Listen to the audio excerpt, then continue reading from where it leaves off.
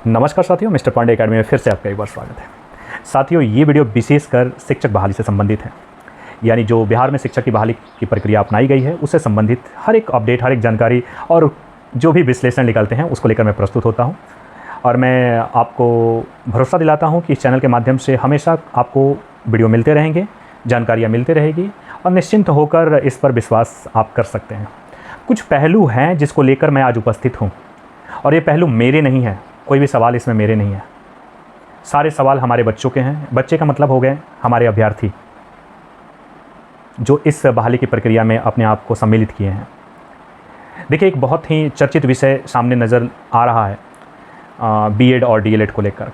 Supreme court के माध्यम से, जैसा कि आप जानते ही हैं कि 11 अगस्त को फैसला में स्पष्ट कर दिया गया कि 1 to 5 के लिए लायक वही है। देखिए, अगर सुप्रीम कोर्ट अगर ये डिसीजन दिया है तो इस पर हस्तक्षेप बिल्कुल हम नहीं उठा सकते हैं, ना किसी को उठाने की हम सलाह देंगे, क्योंकि हमें और आपको सिर्फ इतना ही पता है कि हाँ, बीएड वाले को मौका दिया गया था। जब बीएड वाले को यह मौका दिया गया था तब भी किसी ने प्रश्न नहीं किया कि क्यों मौका दिया गया। सिर्फ लाभ मिला तो हम लाभ ले लिए, आज हट गए हैं तो प्राण निकल गए हैं। जब डीएलएड वाले को जब से लाभ से हटाया गया, ठीक है, तो उनके प्राण निकल गए थे। तो ये प्रक्रिया निरंतर अभी चलती रहेगी जब तक इसके लिए कोई ठोस रणनीति ना बन जाए सुप्रीम कोर्ट के माध्यम से। फिलहाल सुप्रीम कोर्ट के माध्यम से यही जानकारी है कि बीएड को बाहर रखा गया है। सरकार एसएलपी के माध्यम से यह जानकारी लेना चाहती है कि हम क्या करें क्या ना करें। साथ ही साथ उन्होंने स्पष्ट एक मांग किया है कि बीएड अभ्यर्थियों को इस बहाली में मौका दिया जाए। लेकिन इसमें 2-4 पॉइंट हमारे हैं, 2-4 प्रश्न हैं जिसको लेकर मैं आप सबसे सवाल भी रखूँगा और मैं उम्मीद करता हूँ इसका जवाब आप बहुत ही सोच समझ के देने का प्रयास कीजिएगा कमेंट के माध्यम से। और सोचनीय विषय है, इस विषय को मैं अपने मन से नहीं कह रहा हूँ, कई साथियों का कॉल वगैरह, कई बातें वार्तालाप के बाद भी ये जिक्र हुआ है, तो इस बात को मैं रखने का प्रयास कर रहा हूँ। मेरा ही तकलीफ़ नहीं है, मेरे साथियों का भी तकलीफ़ है। साथ ही साथ बहुत सारे हमारे यूट्यूबर हमारे साथी हैं जो आपका इस चैनल पर हमेशा आकर देखते हैं, उन सब साथियों का भी ये सवाल है।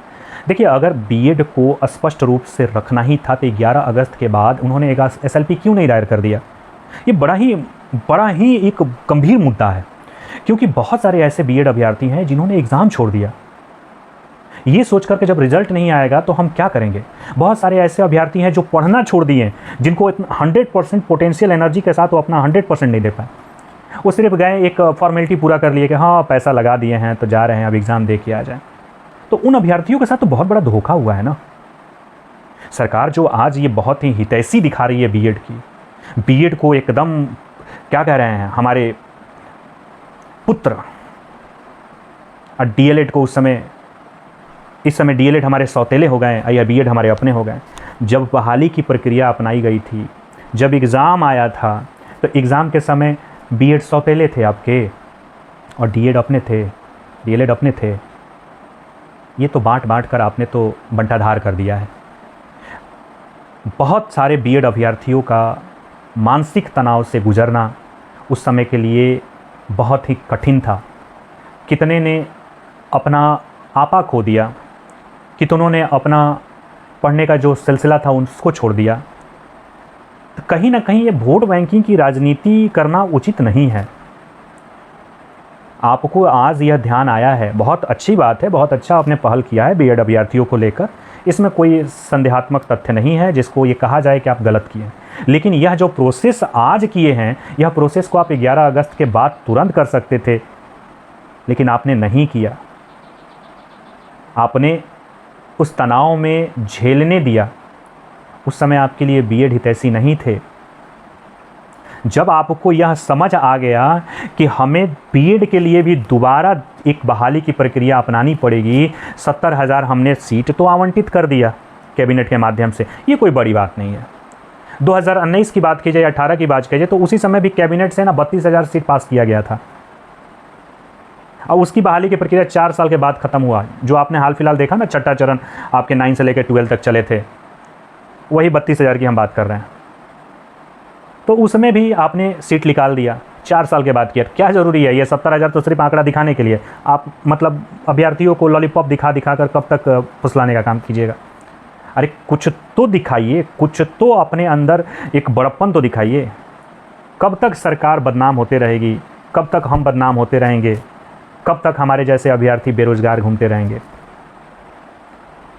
कब तक? सिर्फ आपके घर के रोजगार चल जाने से हम अभ्यर्थियों का घर का नहीं ना चल पाएगा।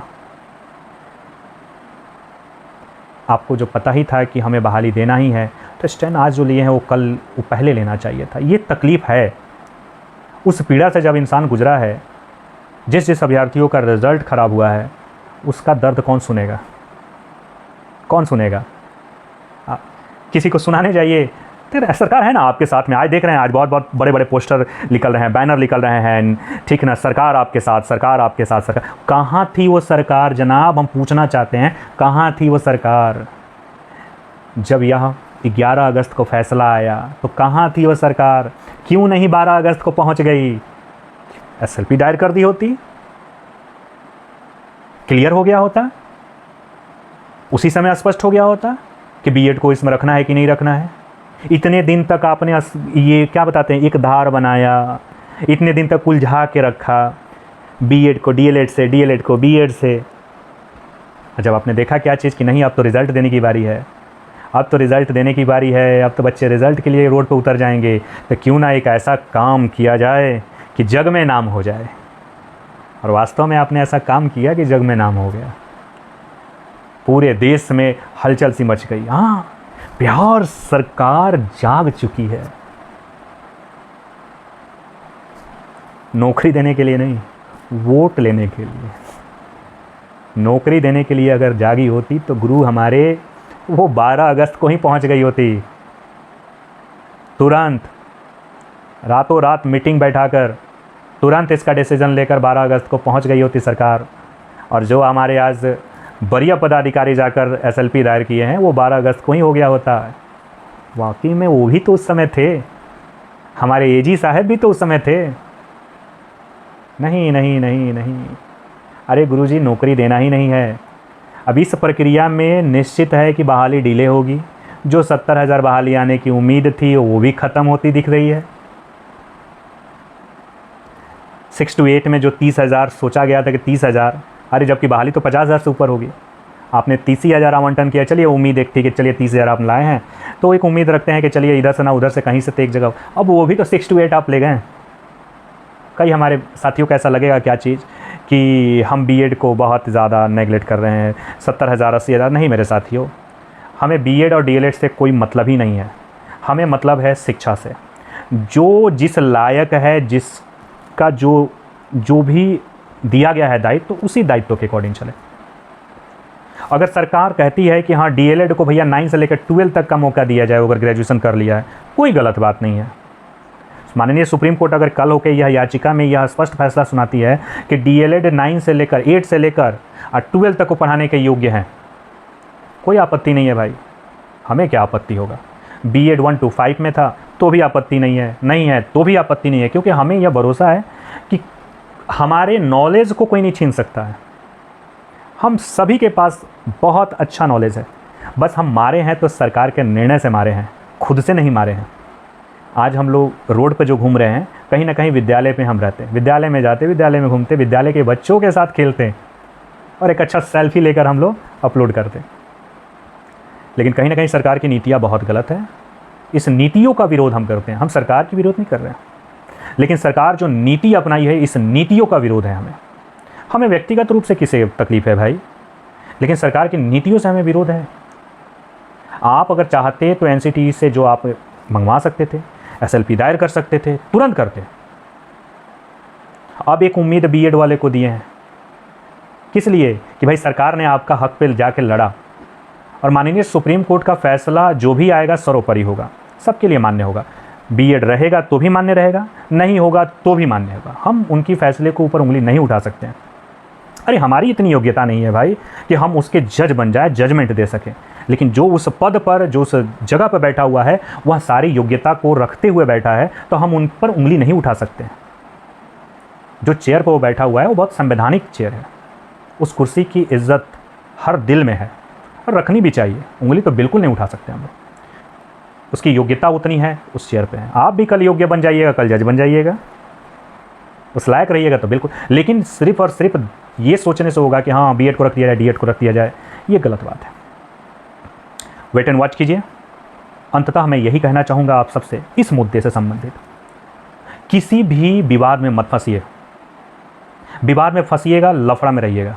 6 to 8 की तैयारी में लगे रहिए, लगे रहिए। और हमारी मांग 6 to 8 होनी चाहिए, होनी चाहिए मेरे दोस्त, होनी चाहिए। इस फैसला को लेकर आप उत्साहित मत होइएगा कि आपके पक्ष में आएगा कि विपक्ष में आएगा। जो भी आएगा उसका निर्णय तो होगा तो होगा, लेकिन जो हमें मिलना चाहिए था, जो हमारे लिए 6 to 8 आवंटन किया गया, वो बहाली हमें चाहिए। मेरे साथियों, ये बहाली रोकने का कहीं ना कहीं प्रयास है, आपको उलझाने का प्रयास है, आपको दिग्भ्रमित करने का प्रयास है।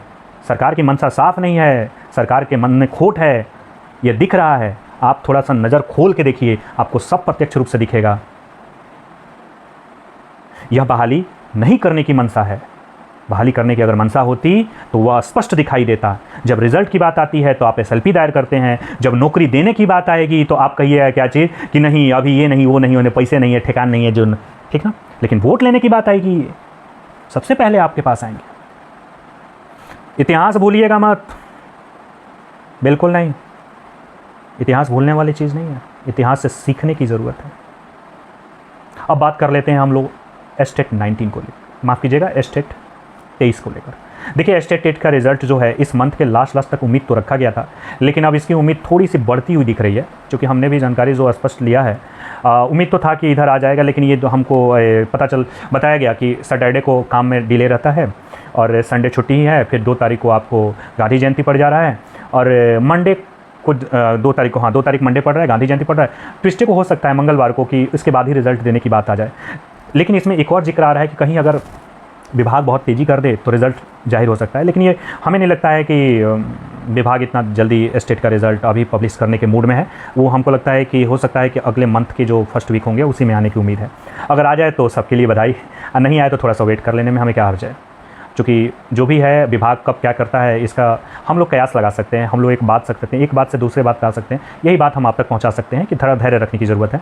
और इसमें जो भी स्टेट 2-3 जो है 23, उसमें एक बात सामने निकल के आई है कि उसमें बच्चे की जो पास करने का ये रेशियो है वो थोड़ा ज़्यादा है, हर बार से ज़्यादा है। बच्चे अच्छे खासे पास किए हैं, बहुत सारे बच्चे फेल भी किए हैं, और फेल करने के कई वजह हैं। इतना फास्ट, इतना जल्दी आप स्टेट एग्ज़ाम तुरंत कंडक्ट करा दिए, पढ़ने का मौका नहीं दिए। अब इस नीतियों को लेकर कौन बात करेगा? कोई सुनने वाला है? आप जाइएगा बिहार पब्लिक माफ़ कीजिएगा बिहार बोर्ड में, तो आपको गेट से बाहर ही कर देंगे। नहीं सुनने वाले हैं, कोई नहीं सुनने वाला है। हम जो कह रहे हैं वो थोप लीजिए, वो ले लीजिए, वही कर लीजिए, वही आपकी है, सब कुछ वही है। 9 to 12 की बात अगर करें तो यह रिज़ल्ट देने चाहिए सरकार को। 9 से 12 का रिज़ल्ट जल्द से जल्द देनी चाहिए। 9 to 12 का रिज़ल्ट सिर्फ और सिर्फ फालतू में फंसाया गया है, और कुछ मुद्दा नहीं है इसका। बस सरकार का जानकारी जो हमें मिला हुआ है, सरकार मतलब जो भी अंदर से बात आती है, देखो सूत्र उत्तर हम नहीं कहेंगे, हाँ कुछ हमारे मित्रगण हैं जो इनसे बातचीत करने के बाद ये बात पता चलता है। फिर उसके बाद कुछ अधिकारी भी हैं जिनसे ये स्पष्ट रूप से जानने का प्रयास करते हैं, लेकिन फिर भी वो थोड़े से हिट दे देते हैं जो हम लेकर आपके समक्ष उपस्थित हो जाते हैं। तो उनका कहना है स्पष्ट कि नोटिफिकेशन एक साथ है तो रिजल्ट भी एक साथ ही आने की उम्मीद है। तो अगर ऐसी प्रयास अगर बन रही है तो मैं आपको यही कहूँगा क्या चीज़ कि 9 से लेकर 12 तक भी बहाली फंसी हुई है, और कुल मिला जुला कर 24 का इलेक्शन आने वाला है। ध्यान में है ना ये 24 वाला इलेक्शन, और उसके ठीक बाद 25 वाला है, इसको भी ध्यान में रखना है। अरे नौकरी लेना है तो इलेक्शन ज़रूर देखना है। मिलते हैं हम लोग फिर। इस सारे पॉइंट को गहनता से सोचिएगा और किसी के बहकावे में मत आइएगा। आप एक अच्छे शिक्षक हैं, आपकी योग्यता में कोई कमी नहीं है, आपकी सोच में भी कोई कमी नहीं होनी चाहिए। आप कोई बच्चे नहीं है कि आपको लॉलीपॉप देकर कोई बहका दे। मिलते हैं हम लोग फिर। जय हिंद। तब तक बने रहिए मिस्टर पांडे एकेडमी के साथ, और बिल्कुल अगर आप इस चैनल के साथ जुड़ना चाहते हैं तो ज़रूर जुड़िएगा। अपना प्यार और विश्वास ज़रूर बनाए रखिएगा, और मैं तहे दिल से आप सबका शुक्रगुजार हूं कि आप हमें इस योग्य समझते हैं, हमारे चैनल पे विज़िट करते हैं। हमारा मतलब हमारा हम और आप मिलकर हमारा चैनल ही है, विज़िट करते हैं आपका अपना इस मिस्टर पांडे एकेडमी चैनल पर। मैं फिर से धन्यवाद करता हूँ हमेशा जुड़ते रहने के लिए। जय हिंद।